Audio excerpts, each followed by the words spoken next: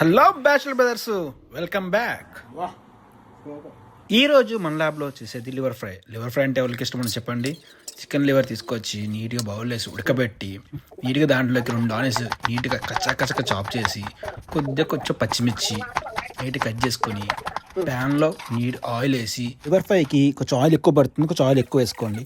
తర్వాత మనం కట్ చేసి పెట్టుకున్న మిర్చి అందులో వేసుకుని ఆనియన్ వేసుకుని నీట్గా వేయించుకోండి. సో ఆనియన్ బాగా ముగిన తర్వాత మనం దంచి పెట్టుకున్న అల్లం పేస్ట్ కొంచెం వేసుకొని నీట్గా వేయించుకోండి. అల్లం పేస్ట్ మొత్తం కలిసిపోవాలి. తర్వాత మనం కట్ చేసి పెట్టుకున్న లివర్ పీసెస్ మొత్తం వేసి నీట్గా వేయించుకోండి. సో మొత్తం నీట్గా వేగిన తర్వాత అందులోకి కొద్దిగా పసుపు, కారం వేసి నీట్గా కలుపుకోండి.